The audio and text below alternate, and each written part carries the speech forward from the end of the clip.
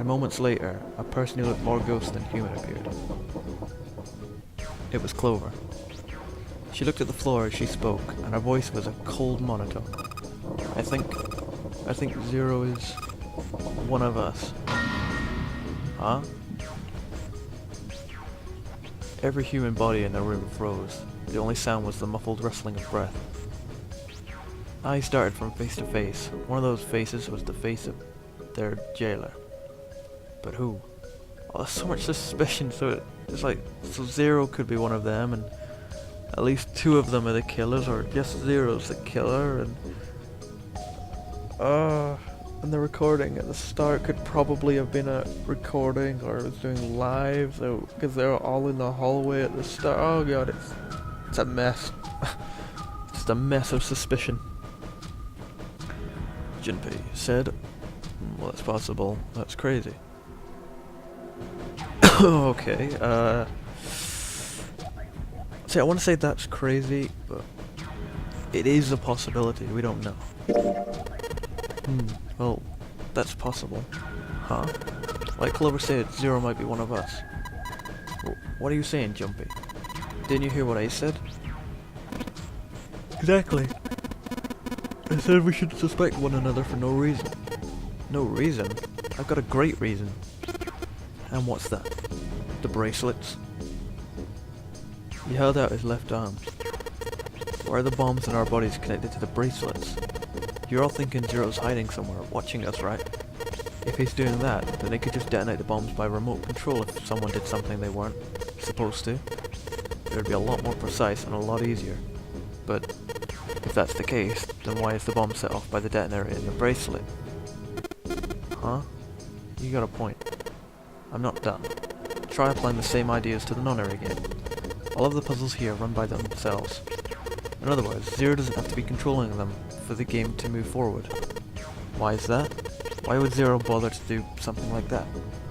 Junpei let the question hang in the air and looked at the others. It was Santa who answered. So let's say you and Clover are right.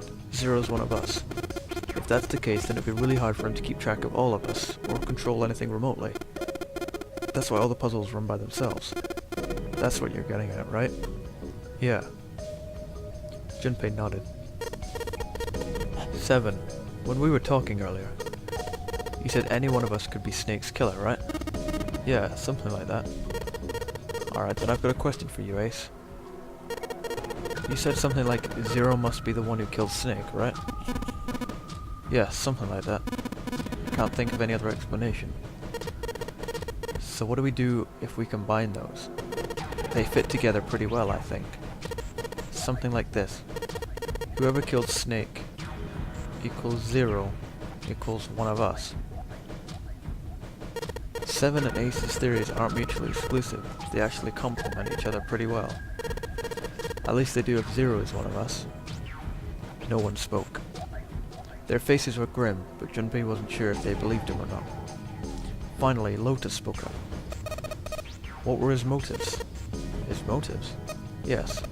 Isn't that pretty important? Why would Zero want to hide as one of us? Oh. Well, that's because, Junpei choked. He hadn't thought of that, and he had to be honest with himself. He had no idea. I don't know. Lotus sighed. Well, so much for making a persuasive argument, Junpei. In other words, you had only circumstantial evidence. I don't really think that's enough to go on, you know? Oh my god, they're all ganging up on me now. It's like, oh, your theories are all, you know, watertight. But mine, no. It's not enough. Junpei was painfully aware of the eyes on him and the disapproval. He tried to find something else. Anything else to look at. Just when he felt he could bear it no longer. Oh. They heard a bell begin to ring. It was the clock at the central staircase. 3 in the morning. That means we have 3 hours left. Then we need to move, now. 7, Clover, Junpei. I know how you feel, but you do understand that right now it's important we trust one another, don't you?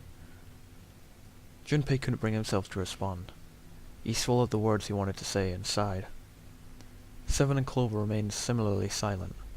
Their eyes were looking at something somewhere else, very far away. We must go, we have very little time left. Ace's words put their feet to moving. They all knew where they were going. The next destination was Mercury. Wait, what about doors 1 and 6? It sat bolted to the wall near the stairs that led to the casino and the kitchen, between the two elevators. The Mercury card reader. Junpei stood in front of it with the Mercury keycard. Seven had given him the card. I found it while we were checking out the shower room.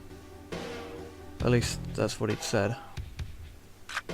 Junpei slid the card through the reader. The light on the reader turned green and made a tiny electronic noise. Now, they were ready. Junpei and June had been chosen as the investigators. The reason being that they had been to the E-deck before, and no one else had. As before, Junpei sent the elevator ahead to make sure the floor they were heading to wasn't flooded.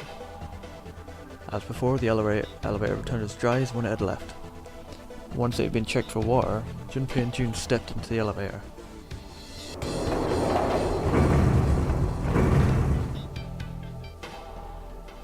There were only 2 floor buttons, but they could push. The C and bottom buttons. Buttons they could push. The rest were destroyed or did nothing when pushed. Junpei hit the bottom button. The door closed. Slowly they began to move downward. Sometime later, Junpei and June stepped off the elevator and onto the bottom deck. They stepped off and saw that the hallway to their right ended somewhere between 20 and 25 feet from them. The hallway in front of them was a dead end, but not a regular dead end. 2. This is a numbered door. This is the 8th one we found. There were 2 numbered doors on B deck near the central staircase. They were doors 4 and 5. There were 3 more numbered doors in the large hospital room. Doors 3, 7 and 8.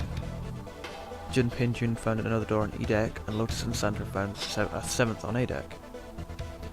There was a 6 on the door on E deck, and a 1 on the door on A deck. 4, 5, 3, 7, 8, 6, 1. And now door 2 stood in front of Junpei. There's only one thing it meant. Do you think the next door we find... Wait, hold on a second. 4, 5, 9, 10, 11, 12, 13, 14, 15, 16, 17, 18, 19, 20, 21, 22, 23, 24, 25, 26, 27, 28, 29, 30, 31, 32, 33, 34, 3 and 4, 7. No, that doesn't make sense. Sorry, just ignore me. Do you think the next door we find... Yeah, I think so.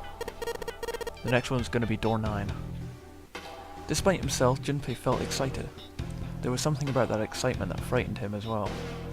He did his best to put it from his mind and headed back to C-deck with June.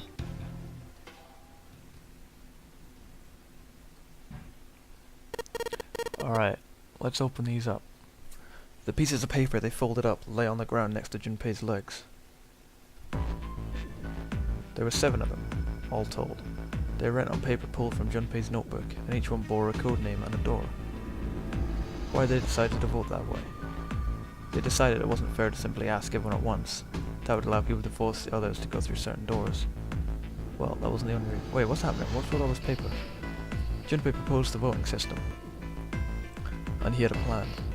It wasn't a plan he wanted anyone catching wind of, however, so he did his best to act calm as he began to open and read the pieces of paper. The first one read, Ace requests door number 1. Yes, I do. Would you like me to explain why?